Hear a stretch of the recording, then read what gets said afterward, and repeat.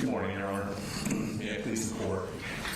Before I say anything on behalf of Colin Gray, I want to acknowledge what everyone in this room knows to be true, that nothing that happens here today, no argument that I make, no sentence this Court imposes can restore what was taken on September 4th from these families and from this community. Colin Gray does not come before this Court to be excused for that. He comes to be sentenced for what he did and not for what his son did. When the jury convicted Colin Gray in March, it never heard from the one person who knew the whole truth of what was planned in that house. Colt Gray did not testify at his father's trial, and this Court has now spent a week hearing that missing evidence. And 2 days ago, it made findings about that missing evidence. So I want to begin not with our theory, but with this Court's own record. 6 things now stand in it that no jury ever weighed. First would be the concealment, from the only voice with first-hand knowledge. Colt Gray told his court that he actively hid the depth of his involvement in that online community from almost everyone in his life, including his father, that his father did not know what he was planning. We did not ask the court to take a confessed killer at his word. We asked the court to notice that his words matched the physical evidence that the jury did see. The hidden notes, the burner accounts, the absence, after 2 years of investigation by the state, of a single text, email, or single witness placing that plan within Colin Gray's knowledge. Second, the notes on Colt Gray's phone show hostility towards his father and express hope that his father would be punished. I'm not going to read those words in the courtroom. I know the court saw them during the trial. I raised them from only one reason. A son who wanted his father punished and wrote it down had every incentive in the world to implicate him, instead confirmed that he kept that world secret from Colin. Third, the timeline moved because Colin Gray was in fact moving. The court heard that Colt accelerated his plan when his father sought mental help for him through the school. The original plan called for this execution to be on the anniversary in February of the Parkland shooting. Because Colin was taking steps, Colt decided to counter-move and accelerate his plan. Was it enough what Colin did? Obviously not. The jury has said so, and Colin accepts that. But it was not nothing, and it was not indifference. Hi, good morning. My name is Charlie. So I'm calling from the State Resource Center.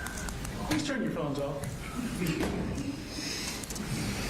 Fourth, the defense expert who testified before the court this week described the family profile of children who fall into these communities, the true crime community.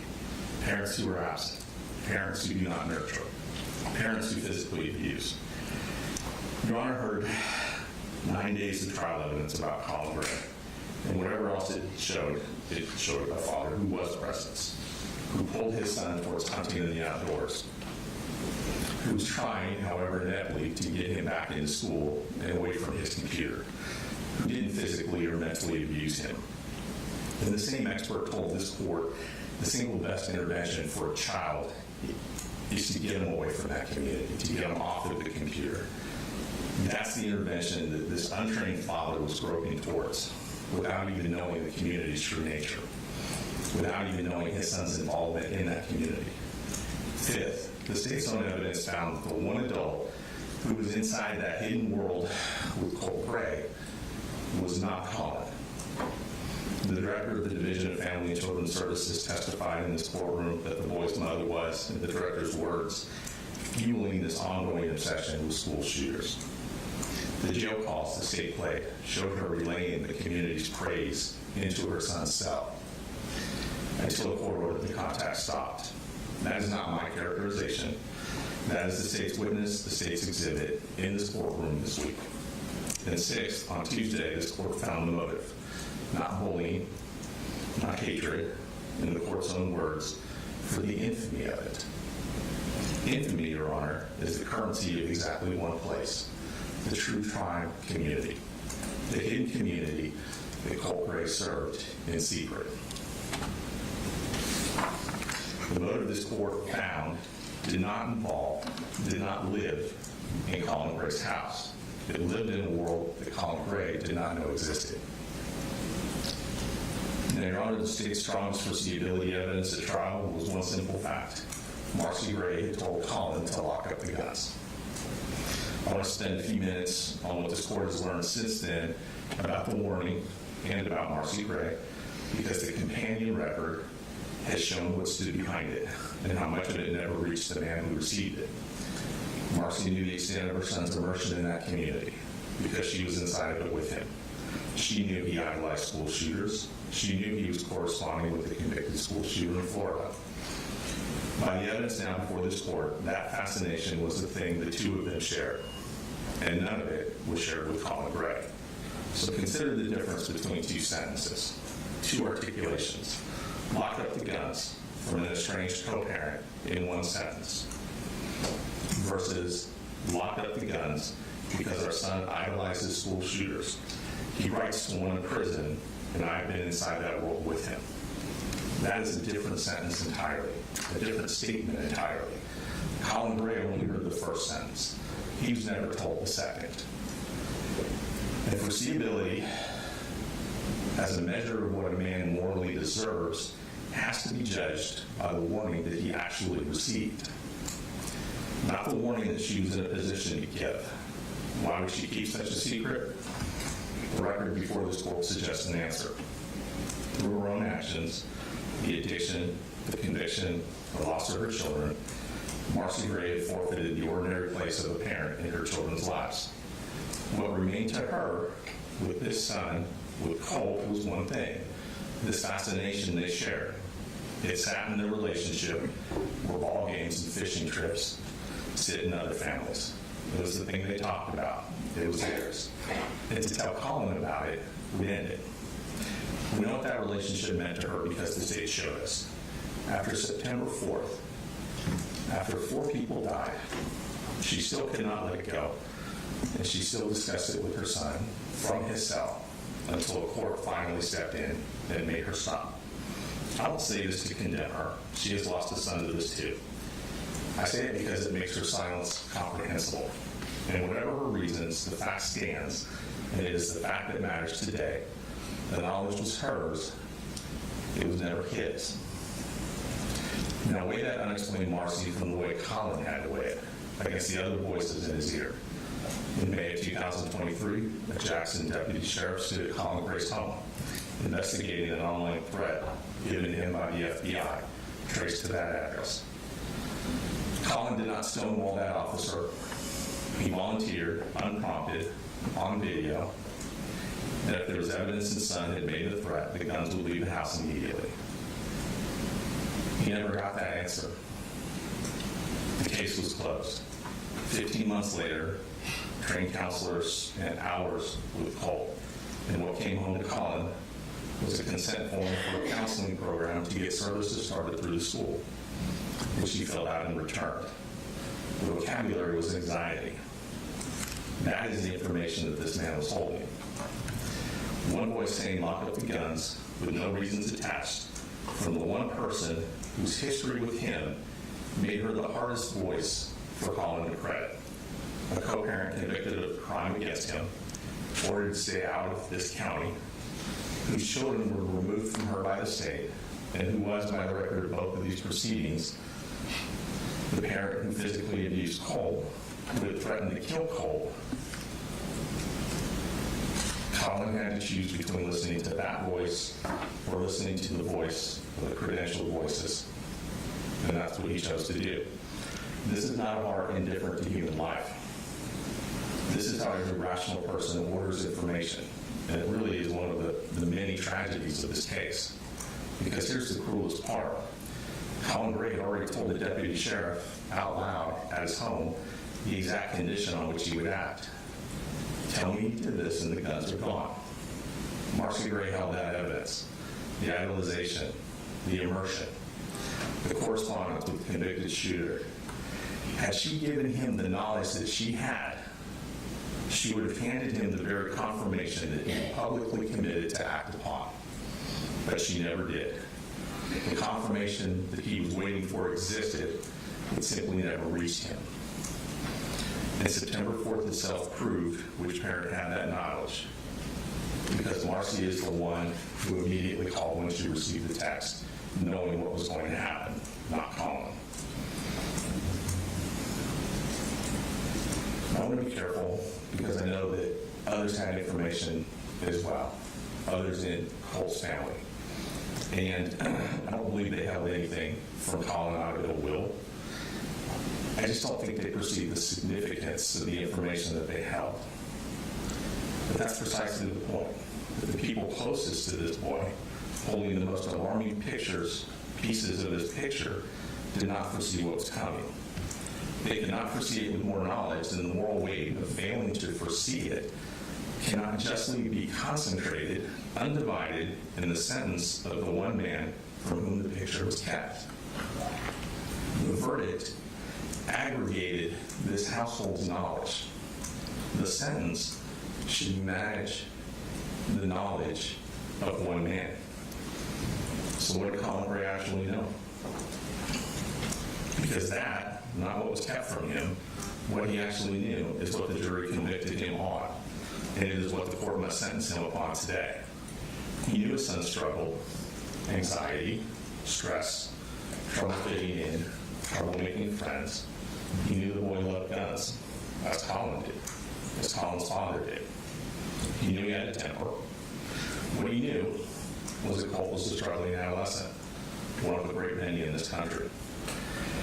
But not one single fact from the hidden world of the true crime community where the plan actually lived, was tended, and grew was known by Colin. And the incidents the state lined up at trial did not arrive in Colin Gray's life as a single timeline. They arrived scattered across months, each one surrounded by stretches of a child who laughed, who was bright, who loved his computer, video games, who played guitar, who went into the woods with his father.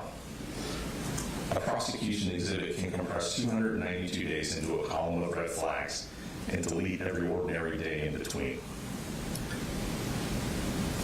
A parent lives all 292 of those days. Hindsight isolates the spikes. A life lived besides the child averages them. The jury found that the average this father struck was criminal negligence, and he accepts that. But there is a difference in sentencing between a man who watched a fire build and did nothing and a man who saw sparks amid seasons of calm and misjudged it. And how hard was Colt to read? The state answered itself that question in the court this week. The state court told the court that when this boy said the words, "I hear voices, I want to black out," that he was not breaking down. He was performing a scripted imitation of his idol Nicholas Cruz's arrest interview. An Easter egg planted by a boy the state described as calculating up to the second of the shooting. I accept the state's proof. But this court will remember that among the greatest warnings charged against Colin Gray at his trial was that his son spoke of hearing voices in the days before the shooting.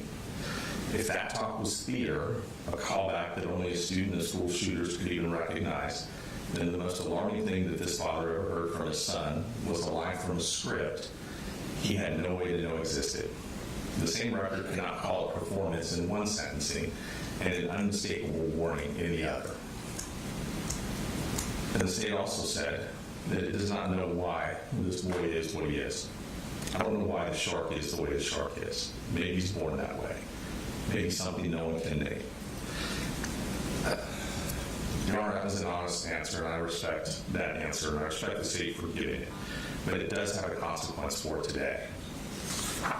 In the state of Georgia, with the complete record, every expert, every jail call, 2 years of hindsight, if they cannot explain this boy, then the law cannot justly sentence an untrained father as though he should have understood him in real time across the living room.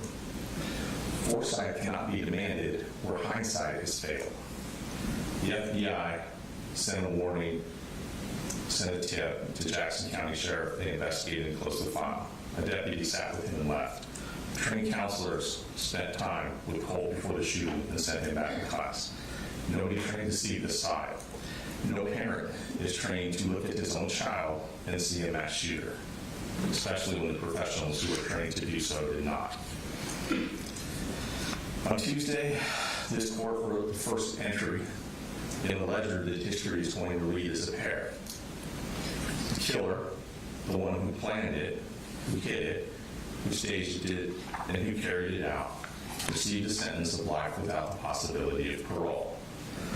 Made all the more exceptional by the age of the person at the time the crime was committed, 14 years old, the maximum that the law allows. Today, this court writes the second entry. A father convicted of negligence, of failing to perceive what his son, by his own account in his courtroom, deliberately hid from him.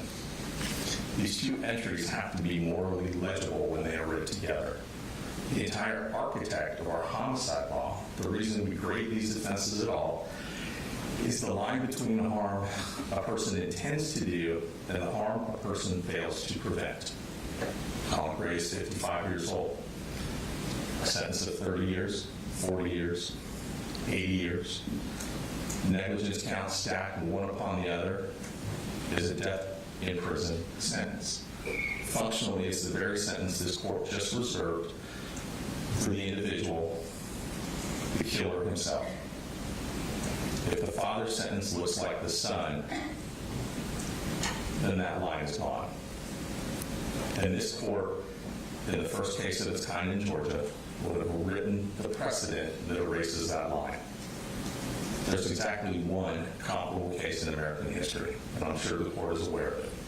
The parents of the Oxford High School shooter, convicted of involuntary manslaughter for 4 deaths, were each sentenced to 10 to 15 years with their counts to run concurrently.